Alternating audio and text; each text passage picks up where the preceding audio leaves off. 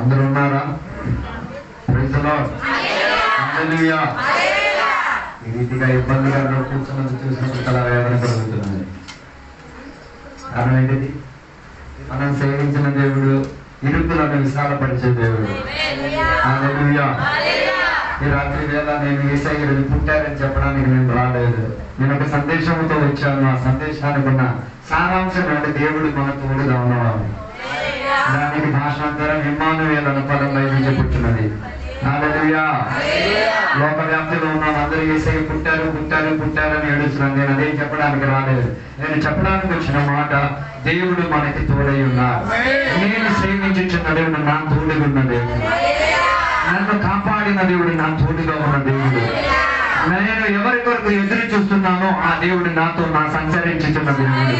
నేను ఆయన కొరకు జీవించుతున్నప్పుడు ఆయన నాతో కలిసి ప్రయాణం చేసిన దేవుడు. ఆ వాక్యాంశాలలో కాసేపు రాత్రి వేళ ధ్యానించుకుందాం. బైబిల్ గ్రంథం ఉన్నవాళ్ళు యెషయా గ్రంథం 7వ అధ్యాయం 14వ వచనాన్ని, మత్తయి సువార్త పుస్తకం 1వ అధ్యాయం 23వ వచనం, 2 వచనాలు చదివి సహాయం దయచేయండి. 7వ అధ్యాయం 14వ వచనం. కాబట్టి ప్రభువు తానే ఒక సూచన మీకు చూపును, ఆలకించుడి. కన్యక గర్భవతి అయి కుమారుని కని అతనికి ఇమ్మానుయేలు అన్న పేరు పెట్టాడు. తర్వాత మత్తయి సువార్త 1వ అధ్యాయం 23వ వచనం. అని ప్రభువు తన ప్రవక్త ద్వారా పలికిన మాట నెరవేరినట్లు ఇదంతా జరిగిను. ఇమ్మానుయేలును పేరును భాషాంతరముగా దేవుడు మనకు తోడని అర్థం. ఈ 2 వాక్యాల్లో కూడా ఒకే మాట రాయబడింది, దేవుడు మనకి తోడు. ఈ రాత్రి వేళ నేను చెప్పడానికి ఆధారపడే ఒక మాట కూడా అదే, దేవుడు వాస్తవంగా నీకు తోడుగా ఉన్నారా లేదా అన్నది చెప్పి కూర్చుండిపోతాడు. అందరికి అర్థమైతే నిజంగా దేవుడు నీ తోడుగా ఉన్నారు, ఇంకెవరైనా నీ తోడుగా ఉన్నారో ఈ వాక్య పరిచయంలో మీకు అర్థమై తీరుతుంది. ఇక ఒక 20 నిమిషాలు నేను ఇందులో నుంచి చెప్పుకుంటాను. చెప్పేటప్పుడు మీకు అర్థమైపోతే నిజంగా దేవుడు నీ తోడుగా ఉన్నాడా. యెషయా గ్రంథం 7వ అధ్యాయం రాయడానికి ఉన్న కారణం ఏంటిది అంటే, ఆహాజు అని చెప్పుచున్న ఒక రాజు జీవించుచున్నాడు. యూదా దేశానికి రాజుగా ఉండేవాడు. ఆయన రాజుగా జీవించిన కాల తరగతిలో ఆయన సామ్రాజ్యాన్ని కూల్చివేయడానికి సిరియా దేశస్థులు అసీరియులు విపరీతంగా ప్రయత్నం చేసిన సందర్భమున ఆహాజు భయపడిపోయాడు. ఏం చెయ్యాలో అన్నట్టుగా విభ్రాంతి చెంది కూర్చున్న సందర్భమున ఆయనని ఎదురుకు తీరడానికి ప్రవక్తగా ఉన్న యెషయా వచ్చి పలికిన మాటలే మనం చదివిన ఒక మాట. ఆహాజుతో చెప్పిన మాట, దేవుడు నీ తోడుగా ఉంటే ఓపిక సహనం నీకు ఉండి తీరితే ఎందుకు నువ్వు భయపడి తీరేది? 700 సంవత్సరాలు దాటిన తర్వాత రక్షకుడు అక్కడ పుడతాడు. ఆయన యేసయ్యే, ఆయన పేరు ఇమ్మానుయేలు. దాని అర్థం దేవుడు మనకి తోడుగా. అలాగైతే ఈ పరిస్థితుల్లో నువ్వు భయపడాల్సిన అవసరం లేదు. రాదు, దేవుడు నీకు తోడుగా ఉంటే ఈ సైన్యం ఏంటి, ఈ శత్రువులు ఏంటి, వీటికి విషయం గురించి నువ్వేం చేయక్కర్లేదు, ఆలోచించాల్సిన అవసరం లేదు. అలా చెప్పేసరికి యెషయాకేమొచ్చి తీరింది? ధైర్యం వచ్చి తీరింది. ఈ రాత్రి వేళ దేవుడు నీ తోడుగా వచ్చేస్తే నీకు ఒక ధైర్యం వచ్చి తీరుతాడు. యేసయ్య నీ తోడుగా, ఇమ్మానుయేలు నీ తోడుగా వచ్చి తీరితే నీ జీవిత స్థితిగతులకు మార్పు వచ్చి తీరుతుంది. నువ్వు అనుకున్న పరిస్థితులు ఒక జవాబు ఆయన దగ్గర దొరికి తీరుతాడు. నీ జీవితానికి ఒక మలుపు దేవుడు నీ తోడుగా వచ్చి తీరితే జరిగి తీరుతాయి. అదే మనం చదివిన వర్తమానంలో మనం చూడగలిగేది. మొదటిగా మనం ఆదికాండంలో మనం చూడగలిగేది, ఆదికాండం 3వ అధ్యాయం 8వ వచనం చదివేటప్పుడు మొదటిగా దేవుడు ఆదాములకు తోడిచి తీరడానికి ఎక్కడికి వచ్చారు? ఏదేని తోటలోకి వచ్చారు. అక్కడ ఏం పరిశోధించడానికి యేసయ్య వచ్చారు? ఇమ్మానుయేలు వచ్చాడు తెలుసా? విశ్వాసం ఉందో లేదో పరిశోధించడానికి వచ్చారు. ఏం పరిశోధించడానికి? ఆదాము చేసిన పాపం ఏంటిది?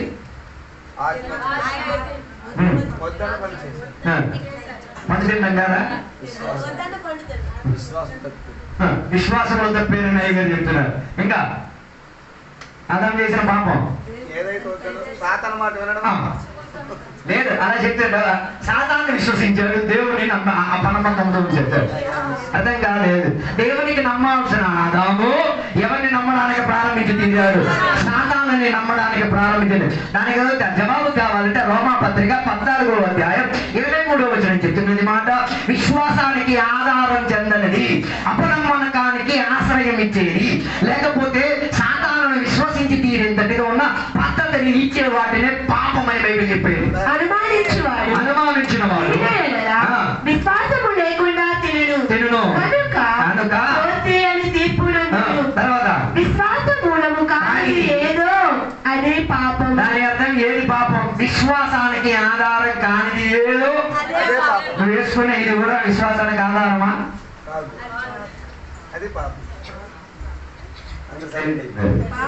చెవులకి, మెడకి, కాళ్ళకి మొత్తం పట్టిలు గిట్టిలని ఇది విశ్వాసానికి ఆధారమా? ధరించిన వస్త్రం విశ్వాసానికి ఆధారమా? విశ్వాసానికి ఆధారం. అందుకే కదా ఏదైనా లోపల ఆదామవులకు దేవుడు ఏం చేశాడు? వస్త్రాన్ని ధరింపు చేశాడు. ఉన్నారో లేదో నాకు తెలియట్లేదు. మొదటి ఆదాము అవ్వ ఇలాంటివి ఏం ధరించలేదు. కడపటి ఆదామైన క్రీస్తు కూడా ఇదేం ధరించలేదు. ఈ మధ్య తరగతిలో ఉన్నోళ్ళే ఇవన్నీ ధరించేశారు. విశ్వాసానికి ఆధారం కాదు. ఆగిపోయారు అందరూ. వాస్తవంగా ఇమ్మానుయేల్ నీ దగ్గరికి వస్తే ఎంపీ పక్కన రాలేదు. అదే మన బాధ. రాత్రి వేళ ఇమ్మానుయేల్ నీ దగ్గరికి వచ్చి తీరాలి. హల్లెలూయా.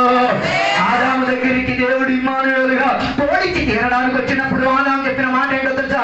దేవా, నేను చెట్టు చాటున ఏమై ఉన్నాను, తాను దేవుని ఎదుర్కోలేకపోయాడు. కారణం ఏంటిది?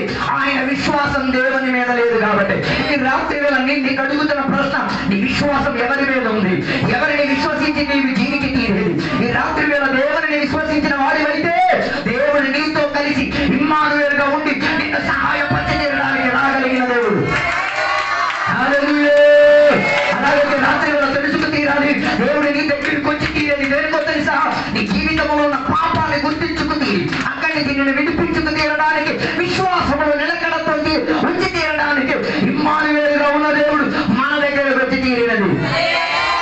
అందుకే రాత్రి వేళ దేవుని మీద నేను విశ్వాసాన్ని ఒకసారి పరిశోధించుకో. అసలు పేరుకి మాత్రం విశ్వాసం ఏం లేదు, విశ్వాసం లేదు. నాతో కలిసి అబ్రహాము దేవుడు వాగ్దానం ఇచ్చి ప్రేమే నీకు ఒక సంతానాన్ని నేను ఇస్తానని చెప్పి ఎన్ని సంవత్సరాలు గతి 25 సంవత్సరాలు గతించిపోయింది. ఆయన సంతానం దొరకకపోయేసరికి ఆయన విశ్వాసం క్షీణించిపోలేదు. ఆయన విశ్వాసం ఇంకా బలపడి తీరింది. దేవుడు ఆయనకి కొన్ని సలహాలు ఇచ్చాడు. ఆకాశంలో ఉన్న నక్షత్రాలు చూడు, నేల మీద ఉన్న ఇసుక రేణులను చూడు, అంత అట్టి రీతిగా నీకేమి చూస్తాను, సంతానాన్ని నిచ్చి తీరగలుగుతానని చెప్పేసరికి ఆయన విశ్వాసము ద్వారా విశ్వాసానికి తండ్రిగా నిలకడతో కలిగి ఉండి తీరగలి. ఈ పగటిలో నేను చెప్పొచ్చిన మాట, ఒక శబ్దం అబ్రహాము వినేసరికి విశ్వాసం పుట్టుకొచ్చి తీరిందంటే రాత్రి దేవుని నిలబడినారా వాక్యం నీ లోపల ఇచ్చిన విశ్వాసాన్ని పరిశోధించుకు తీరడానికి మన దగ్గర రాగలుగుతారు. అందుకే యేసయ్య కొందరి దగ్గరికి వచ్చినప్పుడు విశ్వాసం ఉండదు, ఏమీ ఉండదు. పాపిని స్త్రీ గురించి బైబిల్ చెప్తున్నమాట. వ్యభిచారముతో పట్టబడిన స్త్రీ గురించి మనందరికీ బాగా తెలుసు. ఆమెలో విశ్వాసం ఉందా? నేను ఖచ్చితంగా ఉంది. చేసింది పొరపాటే, కానీ ఆ పొరపాట్లో కూడా అవతల ఉన్న దొంగను ఏం చేయలేదు, పట్టించి ఇవ్వలేదు. మనమైతే అవతల ఉన్న దొంగను మనం పట్టించేస్తాం. అందుకే యేసయ్య ఆమె భర్త చూచి ఆమె పై కనికరం పడి ఆమె ఏదో విధంగా ఈ కేసు నుంచి విడిపించుకు తీరాలన్న మనసు యేసయ్యకి కలిగి తీరుంది. అందుకే నేను చెప్పడానికి వచ్చే మాట, నీ విశ్వాసం ఈ రోజు ఎవరి మీద ఆధారపడి ఉంది? వాస్తవంగా యేసయ్య నేనే విశ్వసించేది, వాస్తవంగా లేఖనాలు నేనా విశ్వసించేది, లేక ఊరికే విశ్వాసం ఉందని చెప్పేసి దేవుడు నాకు తోడున్నాడు అనుకున్నావా? అలాగైతే జరగదు. దేవుడు నీ తోడుకుంటే ఆయన ఇచ్చిన విశ్వాసాన్ని ఆయన పరిశోధించి తీరుతాడు. ఆదామును పరిశోధించేసరికి ఆయనకేం కలిగి తీరింది? దుఃఖం కలిగి తీరింది. ఆయన దేవుడిని ఎదుర్కోలేకపోయాడు. ఆయన చెట్టు చాటున దాగుని ఉన్నాడు. అయినా దేవుడు ఆయన మాటకి పిలిచి అడిగాడు, ఆదాము నువ్వెక్కడా? పాపం చేస్తే వెతుక్కోవాల్సిన పరిస్థితి వస్తుంది. అది కారణం ఏంటిది? విశ్వాసం లేదు కాబట్టి. ఈయన విశ్వాసాన్ని ఎవరి చేతికి అప్పగించాడు? సాతాను చేతికి అప్పగించాడు. అందుకే ఆ విశ్వాసాన్ని వదలగొట్టేసి యేసయ్య మీద విశ్వసించుకు తీరడానికి ఒక మనిషి వచ్చి ఏ దేవా నా అపనమ్మకాన్ని దూరం పరచండి, నేను నీ మీద విశ్వసించి తీరేటట్టుగా ఈ రాత్రి వేళ దేవా ఇమ్మానుయేలుగా ఉన్న దేవో నా దగ్గరకు వచ్చి కాస్త విశ్వాసంలో నన్ను బయలుపరచు తీరు. అందుకే కదా యేసయ్య సముద్రం మీద నడిచొచ్చి శిక్షలకు చెప్పినన్నమాట. అల్ప విశ్వాసులారా, ఎంతకాలం నేను మీ మధ్య నుండి తీరాలి, ఎంతకాలం మీతో కలిసి ఉండి నేను ప్రయాణం చేసి తీరాలి, ఎంతకాలం నేను మీతో కలిసి మీ విశ్వాసం కాస్త ఉపయోగించి ఈ సముద్రం మీద నడిచి తీరాలనుకున్న ఆ కాస్త మనసును చూపించుకోగలిగలేవా అని యేసయ్య అడిగినప్పుడు పేతురు చెప్పిన మాట, లేదు ప్రభా, నువ్వు చెప్తే నేను దీని మీద నడిచి తీరుతా. ఈ పగటి వేళ దేవుడు మనకి తోడుగా ఉండి తీరితే ఏ సముద్రం మీదైనా నడిచి తీరచ్చు. ఇలాంటి వాతావరణంలో దేవుడితో ఉండి తీరచ్చు. హల్లెలూయా, హల్లెలూయా, హల్లెలూయా. అందుకే మొదటిగా చెప్పినప్పుడు మీ విశ్వాసాన్ని దేవుడు ఇమ్మానుయేలైన దేవుడు నీ దగ్గరికి వస్తే విశ్వాసాన్ని ఆయన ఏం చేస్తారు? పరిశోధిస్తారు. అక్కడ పాస్ అవ్వాలి. హలో, విశ్వాసం అన్న పరిశోధనలో ఏం చేస్తారు? ఏం చేయాలి? పాస్. అక్కడే చాలా మంది విశ్వాసం లేదు. ఇప్పుడు అది లేదు అనుకుంటా. హలో, ఈ పిండి వంటలు గోడలకు సున్నాలు ఇదేం కాదు. విశ్వాసం కొరకు ఏం చేశాడు? అబ్రహాం పిలిచడిగా చెప్తే విశ్వాసం కోసం ఊరు వదిలిపెట్టారు. విశ్వాసం కొరకు బంధంతో మొదలుకొట్టేశా. విశ్వాసం కొరకు అయినా సేవించిన దానిని విడిచిపెట్టా. విశ్వాసం కొరకు నేను తెగించుకొని వచ్చా. మనం కూడా అదే పద్ధతులు ఏది వదిలేదో దాని వెనక తిరిగి వెళ్ళలేదు. అర్థం కాలేదు. ఐగుప్తు దేశస్తులు సరే ఇశ్రాయేలు ప్రజలకు పిలిచాడు కండి, ఏం విశ్వాసం కొరకు చేశారు? వాళ్ళు చెప్పారు, మేము విశ్వాసం కొరకు ఎన్నో వేదన సహించాం, 430 సంవత్సరాలు చాకరీ పని చేశాం, జీతం లేకుండా పని చేశాం. పని చేసి చేసి మాకు దేవుడు అక్కడి నుంచి ఏం చేశారు? విడుదల నుంచి తీరారు. మాకు దేవుడు ఎక్కడి నుంచి ఎర్ర సముద్రంలో దాటి చేశారు. మాకు దేవుడు ఎరుకో పట్టణములన్నీ ఎడగొట్టి నడిపించారు. విశ్వాసం కొరకు వారు ఏం చేశారు? త్యాగం అనుభవించుకు తీరారు. అందుకే అందరూ క్రైస్తవులు కాదు. విశ్వాసం కొరకు నిరకడతో కలిగిన వారే క్రైస్తవులు. విశ్వాసం కొరకు జీవించిన వారితోనే దేవుడు నివసించుకుని ఉండగలిగింది. హల్లెలూయా, హల్లెలూయా. విశ్వాసంతో ఉన్నవాడు ఎప్పుడు దాగుని ఉండలేడు. ఉన్నారా లేదా నాకు తెలియట్లేదు. దాగున్నది క్రైస్తవ జీవితం కాదు. రహస్యంగా దేవుడితో అనుబంధం పెట్టుకునేది. నికోదేముని పట్టుకొని చెప్తారు, నికోదేముని రహస్యంగా దేవునితో అనుబంధం రాముడు రహస్యంగా వచ్చాడు. యేసయ్య మరణించిన గడియలో గుండె ధైర్యంతో బయటకు వచ్చాడు. ఎవరి దగ్గరికి వెళ్ళి అడిగాడు? రాజు దగ్గరికి వెళ్ళి మాకు సమయం కావాలి. హలో, ఈ కాలంలో కొందరు టీవీలో తయారయ్యారు. మీరు సేవించేది సమాన్ని, ఎవరి నాయన మేము సేవించేది సమాన్ని. దాన్ని నువ్వు విన్న సమం, నువ్వు అర్థం చేసుకున్న సమం కాదు నేను సేవించేది. మేము సేవించిన సమం ఈ రోజు సమం కావచ్చు, 3 రోజులు దాటిన తర్వాత పునరుద్ధ మరీ సమం అన్నలేదు. నీకాయన సమలాగే కనిపించ, మాకాయన పునరుద్ధానుడై పరలోకానికి ఆరోహణమైపోయినా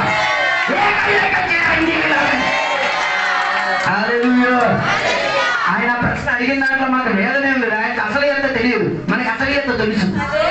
హల్లెలూయా, హల్లెలూయా.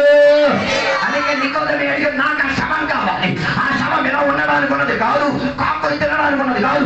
ఆ శవాన్ని నేనేం చేసి మంచి సమాధి నుంచి కావాలంటే కాపలా పెట్టేసి 3వ రోజును దానిని పునర్జీవపరిచి తీరడానికి ఒక వేపాటు నిమిత్తం నేను నా సొమ్ము ఖర్చు పెడతా. విశ్వాసం కొరకు ఖరీదు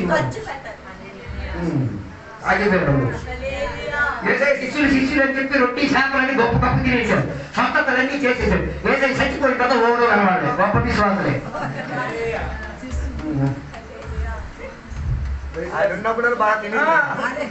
గొప్ప పాటలే. విశ్వాసం విశ్వాసం విశ్వాసం గురించి గొప్ప గొప్ప పాటలు. వీటికి అక్కడ గంటరామంటే ఈ విశ్వాసం కూడా ఎదుర్కోడు.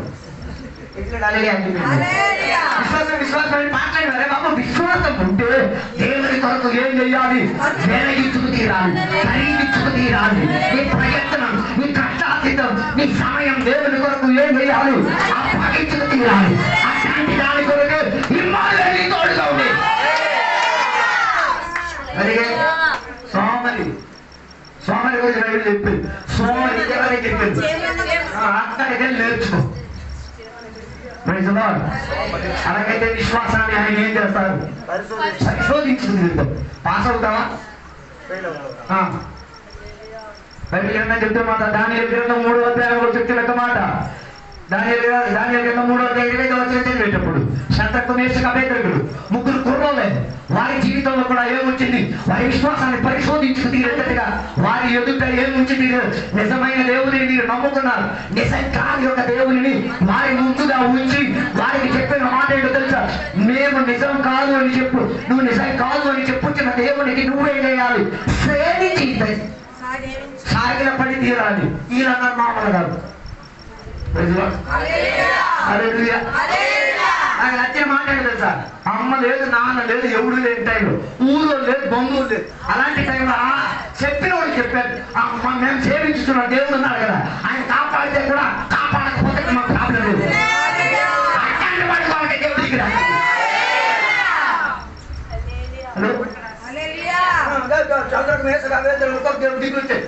అలా కష్టపడ్డారు. అమ్మ లేదు, నాన్న లేదు, ఏ ఊరికి వెళ్ళి తీసుకెళ్లారో ఆ ఊర్లో ఈ పేరు కూడా మార్చేశారు.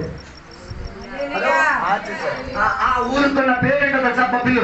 ఆ ఊరుకున్న ప్రత్యేకత ఏంటో తెలుసా? మాంత్రిక శక్తి, చెక్కబడుల శక్తి, చచ్చిపోయిన వస్తువులు కూడా తిరిగి నేర్చవచ్చు.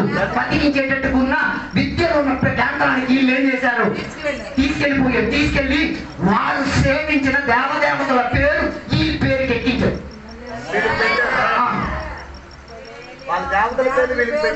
పెట్టారు. కావాలంటే మీరు ఇంటికి వెళ్ళి ఆ పేర్లని చదువుతారండి. దానికి అర్థం తెలిసి మీ బుర్ర పాడైపోతుంది. నువ్వు నా పేరు మార్చొచ్చు, దానికి నువ్వు నా జీవితం అక్కడి మా నాన్న, మా ఊరు, మా ఆయాలో ఉన్న చోటు నుంచి వేరే పీకి తీసుకుని రావద్దు కదా. గుండె లోపల ఉన్న విశ్వాసం ఉంది కదా, వాక్యం వినేటప్పుడు రక్షణ పొందిన విశ్వాసం ఉంది కదా, ఆత్మలో ఆరాధన చేసిన విశ్వాసం ఉంది కదా, నైవేద్యం అర్పించినప్పుడు ఉన్న విశ్వాసం ఉంది కదా. అక్కడ నేను చూసిన దేవుని తోడు ఈ పరిస్థితుల వల్ల అందుకే వారి కొరకు దేవుడు ఎక్కడ దిగి వచ్చాడు? ఎందుకు అగ్ని ఈ అగ్ని కాదు, వీళ్ళు కాల్చలేకపోయింది. ఒరిజినల్ అంటే డూప్లికేట్ పని. ఆయన బైబిల్ చెప్తున్న మాట, ఆయనే అగ్ని, దహించిన అగ్ని. ఒరిజినల్ అగ్ని వస్తే ఏడంతలు ఉన్న అగ్ని మనం అగ్గి లేదు. మన ఆరాధనలో కూడా అగ్గి ఉండదు. వాడు మాత్రం అగ్గి అగ్గి అగ్గి ఏసయ్య అగ్గి అగ్గి అంటే అగ్గి లాంటి ప్రార్థన కనబడాలి. అదో ఆ అగ్నిలో పడినోడు ఏం చేస్తారు? ప్రార్థన కాపాడేది కాపాడు. ఆత్మ సాన్నిధ్యంలో దిగితే, ఆత్మాభిషేకం తాగితే నువ్వు మాట్లాడే మాట, దేవా నువ్వు నన్ను విడిపించు, నన్ను సహాయం చేయి, నేను దాటుకుపోవడానికి కూడా కృపావాత్సల్యం దయచేయమని దేవుడికి అడిగేటాడు. అగ్నిలో కూడా దేవుని బిడ్డలకు తోడుగా వచ్చేం చేస్తారు. హల్లెలూయా. అందుకే 25వ వచనం చెప్తున్న మాట, మనిషి కుమారునిగా ఒకడు వచ్చి వారితో కలిసి ఏం చేయడానికి ప్రారంభించి తీరారు? అగ్ని మధ్యలో నడవడం ప్రారంభించి తీరారు. ఈ రాత్రి వేళ దేవుని బిడ్డలారా, నీ అగ్ని వంటి పరిశోధనలో కూడా విశ్వాస కొరకు నిలకడత్వం కలిగి ఉండి తీరిన వారిని విడిపించుకు తీరడానికి ఆయన ఇమ్మానుయేలుగా, దేవుడిగా నీ మధ్యలో దిగి వచ్చి నేను సహాయం చేసే దేవుడు ఈ రాత్రి వేళ నేను ప్రకటించుకునేది. ఈ రాత్రి వేళ అలాంటి పరిస్థితుల్లోకి వెళ్ళడానికి, విశ్వాసం పరిశోధనలోకి వెళ్ళి అగ్నిలోకి వెళ్ళడానికి రెడీయా?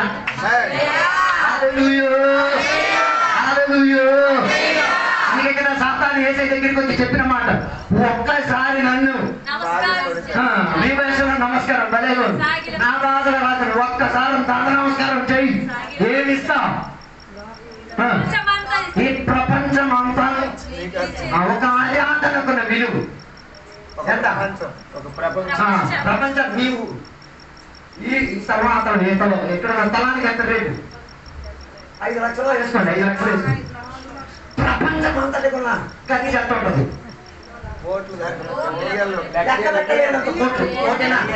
ఒక్క ఆరాధనకున్న విలువ ఇవన్నీ సాతాను చేతులు ఉన్నదా?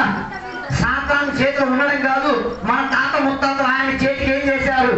విశ్వాసం అప్పగించేటప్పుడు ఆస్తి మొత్తం ఎవరి చేతికి ఇచ్చేశారు? సాతానుడి చేతులు ఇచ్చేశారు. ఆ ఆస్తిని పట్టుకొని దేవునికి అన్నారు, యేసయ్య కన్నా నన్ను ఒక్కసారి ఏం చేయి, మళ్ళీ తిరిగి అప్పగించుకున్నాను. అది ఎప్పుడు రావట్లేదు. కొందరు అందుకే ఆదివారం రోజు, కూడికలు ఉన్న రోజు, శుక్రవారం రోజు, ఆదివారం ఉన్న రోజు ఎగ్గొట్టేసి సాగిలపడి మధ్య మరుసటి వారం హ్యాపీ నువ్వు ఏడో సాగిలపడి వచ్చావు. ఆదివారం పొద్దుకేసి ఆదివారం ఒకరోజు శుక్రవారం కూడా సంఘం ఎప్పుడెప్పుడు కూడుతున్నదో చచ్చిపోయింది. సంఘం ఎప్పుడెప్పుడు కూడుతున్నదో కలిసి వస్తున్నారు, ప్రార్థన చేస్తున్నారు, అప్పుడప్పుడు నీ సాన్నిధ్యత ఏమైనా ఉంది తీరాలి. నా పని ఉంది, నా పేరు ఉంది అయితే ఇప్పుడు చేసుకో. కోర్టు కేసు వచ్చినప్పుడు చేసి పెడతావేంటి? మా కూతురు పెళ్ళి ఉంది మార్చు. ఆ దొంగలేంటి గడకు అప్పుడు మార్చుకుంటావే. అక్కడ నీ దొంగలేదు నోరు మాట్లాడాలి. ఎక్కడేమో దేవుడు మా వెళ్ళు బ్రేక్ ఎక్కడ కనపడ్డాయి కదా. అయిపోయింది నాకు పవర్ఫుల్ ఏదో ఆగుతుందంటే నాకు నాదంటే ఏదో ఉంది. టికెట్ గారి దగ్గర చెప్పలేదు, ఇది సేపటి దగ్గర నుంచి చెప్పుకోడు. నీ విశ్వాసాన్ని పోగొట్టుకు తీరడానికి ఆదివారం రోజు కొందరు పెళ్లి పెట్టుకున్నారు, ప్రార్థన రోజులు అది ఎగ్గొట్టకుండా చెప్పగలిగి తీరాలి. నేను సాతాను ఇచ్చినట్టుకున్న ఆఫర్ పుచ్చుకోదు.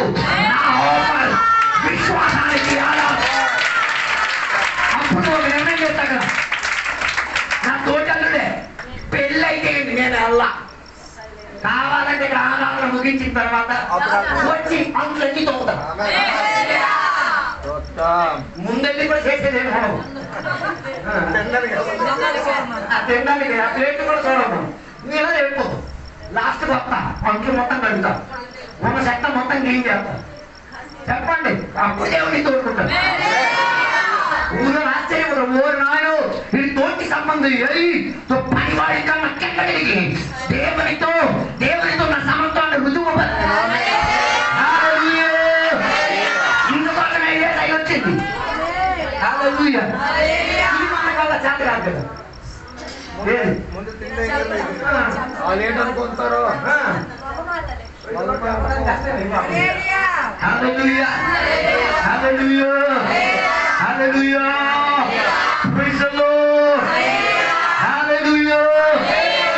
నీకు రాత్రి వేళ అర్థం చేసుకుంది దేవుని విడదారా, నీ జీవిత పరిస్థితుల్లో నీకు దేవుని కొరకు దేవుడు నీకు అప్పగించిన విశ్వాసం కొరకు నీవేం చెయ్యాలి?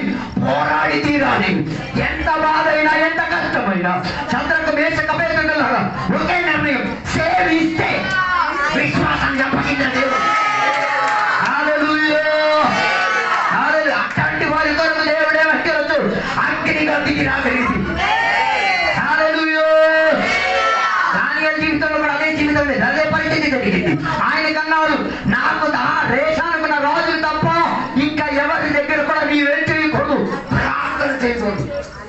ఒకటి ప్రార్థన. యూదులకు నా ప్రత్యేకత రోజుకి ఎన్నిసార్లు?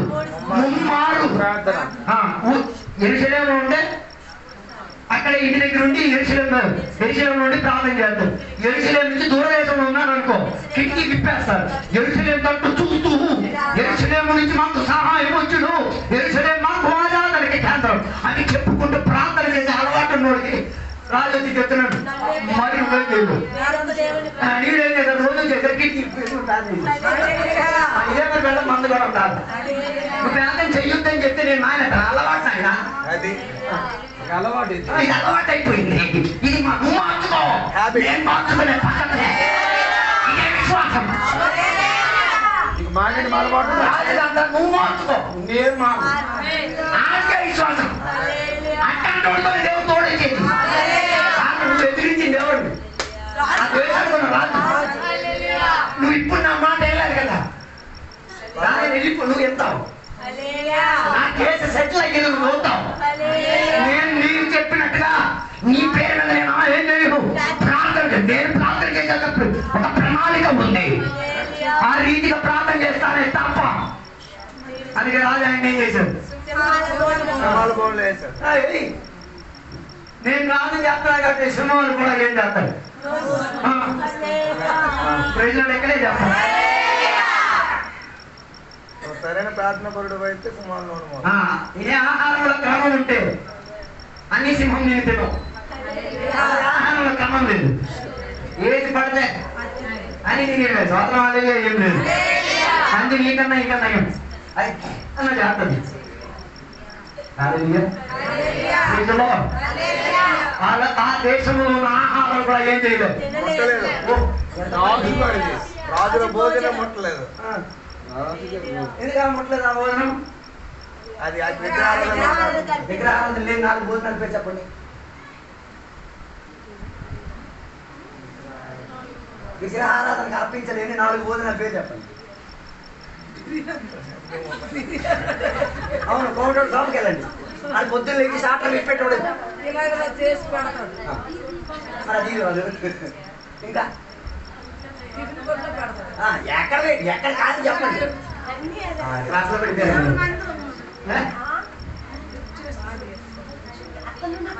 దానికి ప్రతివిధి మీరే సొంతంగా పండించండి.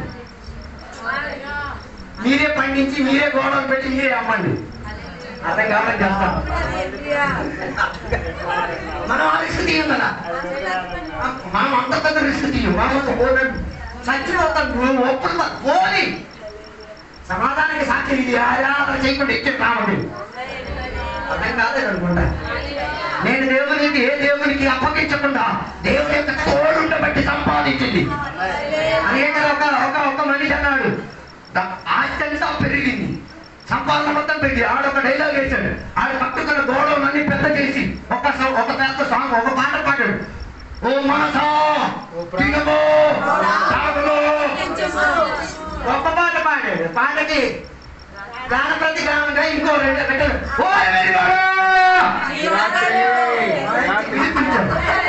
మీరు పాట పాడిన దానికన్నా గొప్ప ట్యూన్లో అవతల నుంచి దేవుడు పిలిచాడు. నాయనా వెర్రివాడో మూర్ఖుడో, ఈ రాత్రికి ప్రాణం పోతాయి.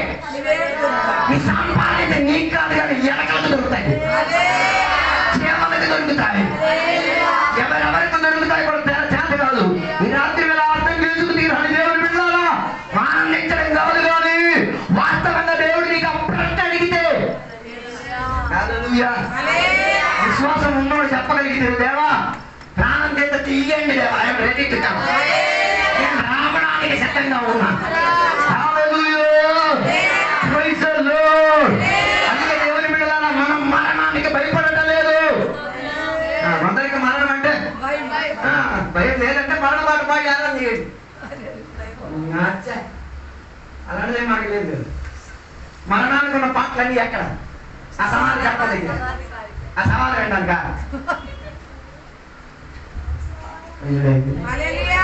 వివాహ పాటల వివాహ పందిరి లోపలే శక్తిలో పాడడం అలాంటి ఇంకేం పాడు. సినిమాలో ఉన్న పాటలు ఎక్కడ పడితే అక్కడ పాడేస్తాడు.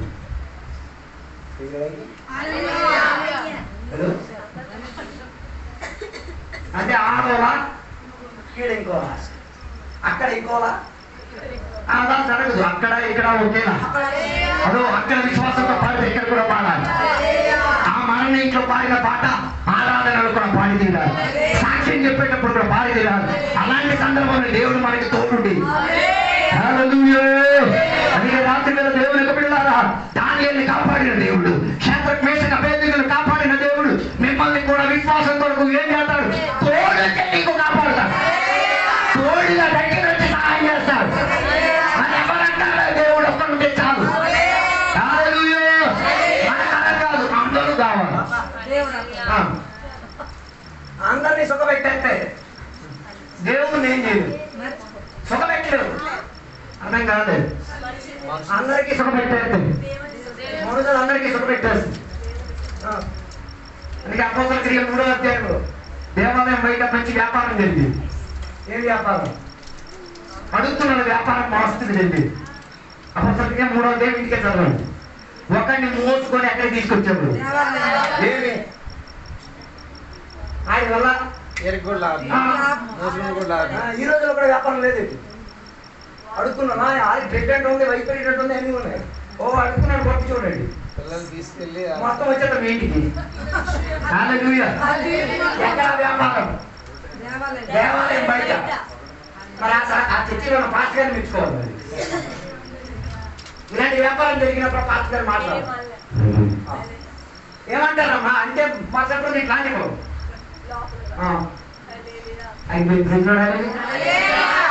నీకు కూడా ఇందాక ఆభరణం గురించి చెప్పాడు. కొట్టాలని నాకు తెచ్చింది కదా, అతని కాదు దెబ్బ కాస్తాం. ఏంటంటే విషయం ఏంటి?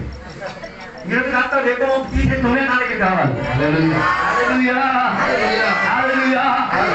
ఆ దేవాలయం బయటగా ఉన్న ఆ అడుగుతున్న వాళ్ళందరూ కూర్చున్నారు కానీ ఎవరికి దేవాలయం లోపల కూర్చోడానికి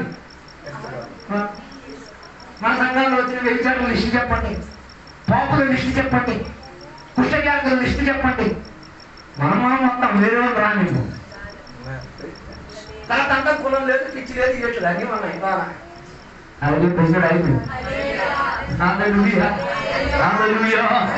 దాని అర్థం అందరిని ప్రేమించడానికే యేసయ్య వచ్చింది, అందరితో ఉండడానికే యేసయ్య వచ్చి తిరిగి నువ్వు రెడీ అవ్వాలి అందరిని చేర్చుకు తీరడానికి, అందరిని అంగీకరించి తీరడానికి. అది అపోస్తలుల 3వ అధ్యాయంలో 20 యోహాను పేతురు ప్రార్థన చేయడానికి బయట ఒకే మాట, దేవా అందరినీ కాపాలి, దేవా అందరి మధ్యలోకి వెళ్ళి తీరాలి దేవా.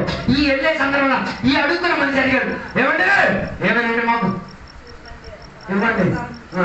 ఈయన అన్నాడు, మా దగ్గర ఏం లేదు, ఈ కరోనా విషయం మా ఇంటి వెండి బంగారం అన్నీ ఉన్నాయి, బీరువా నిండు బంగారం, ఇల్లు నిండు ఎండి కనబడకుండా చెప్తాడు అన్నీ ఉన్నాయి. వేసే మంత్రం లేదు. ఆయన అన్నారు ఇంటితో వెండి బంగారం మా దగ్గర లేదు కాదు, ఉన్నది ఒకటే నజరేయుడు నీ యేసులో ఏం చేయాలి ఏంటి చిన్నాడు. ఆ రోజు ఆ వ్యాపారం మూతెట్టేశాడు. ఏ వ్యాపారం? మన ఊరికి కూడా వ్యాపారం అడుగుతున్నాడు, వ్యాపారంతో కూడా వస్తున్నాడు పుస్తకాలు పట్టుకొని.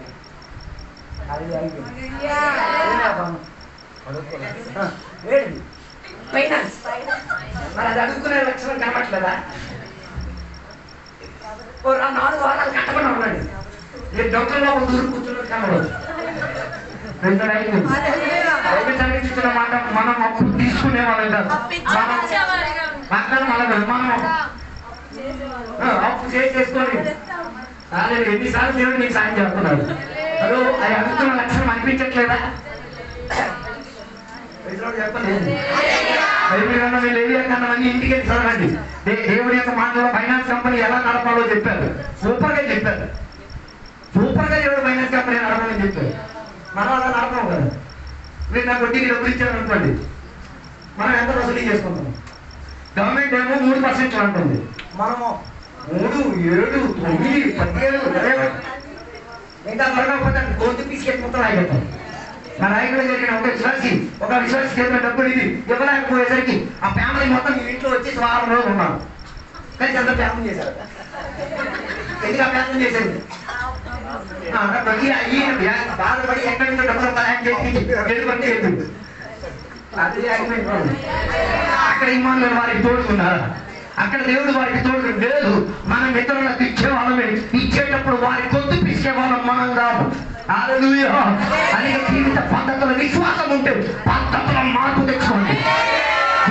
విశ్వాసిగా జీవించి తీరాలి, విశ్వాసముతో జీవించి తీరాలి. విశ్వాసములో జీవితే ఇమ్మానుయేలు తోడు రాగలుగుతారు. అందుకే అపోస్తలుల 3వ అధ్యాయంలో అడుక్కున్న వాడు దేవాలయం లోపలికి వచ్చేసరికి ఊర్లో కళ స్టార్ట్ అయింది. ఊర్లో ఏమొచ్చింది? మాస్టర్ గారు 20 కొట్టడానికి ఎవరు వచ్చారు? మంచి పని చెడ్డ పని. ఊర్లో అడుక్కుంటున్నాం ఒక మనిషి చర్చి లోపల వస్తే ఊళ్ళో కొట్టుకోవాల్సిన పరిస్థితి ఏంటి? దాని అర్థం ఆడికి కూడా వీడి వల్ల ఏముంది? ఈ లోపల వచ్చేస్తే మిగతా వాళ్ళందరూ కూడా ఎక్కడికి వచ్చేస్తారు. ఇదే వాళ్ళకి ప్రాబ్లం. అందుకే ఆడిని రాకుండా ఎక్కడ పెట్టాడు? బయట ఆడు వచ్చేస్తే మిగతా వాళ్ళందరూ ఇది అర్థమైంది. ఇదే చరిత్ర సృష్టించడం. బయట ఉంటే వ్యాపారం, బయట ఉంటే వ్యాపారం, లోన్ ఉంటే దేవుడి తోడుగా. బయట ఉంటే దానికి నచ్చిన జీవితం, లోన్ వస్తే దేవుడిని చెప్పినట్టుగా లోన్. హలో, బయట ఉంటే ఎలా పడితే ఏ సినిమాకైనా డాన్స్ అయ్యొచ్చు. లోన్ ఉంటే ఇందాక క్రిస్మస్ పాట పాడాలని ఉత్తరాఖండ్ వచ్చాను, మమ్మల్ని చూసేసరికి అవన్నీ మాట్లాడేసి నేను లేకపోతే ఇవన్నీ పెట్టి వచ్చాను. వాస్తవం కాదా? ఈ మొత్తం నాటకం ఆల్రెడీ ఆగిపోయింది. పాట పెట్ట రాకపోతే ఏదో ఏం అక్కర్లేదమ్మా, ఇమ్మానుయేలు నీ తోడుకొచ్చి బయట ఒకలా లోన ఒకలా ఉండడం కాదు, బయట ఉన్నా లోన ఇమ్మానుయేలు నీ తోడుగా రాగలిగేవాడు. అలాగైతే ఇమ్మానుయేలు నీ తోడుకుంటే బయట ఉన్న కొందరు లోపలికి వచ్చి దేవునికి భయపడుతారు. బయట ఉన్న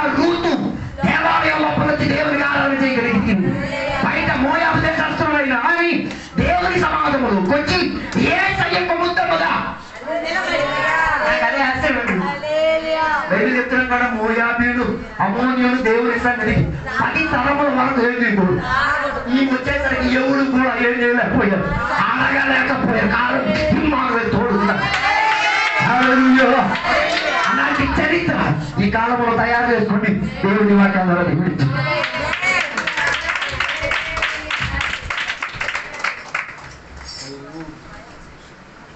పువ్వులెందుకు, కాయలెందుకు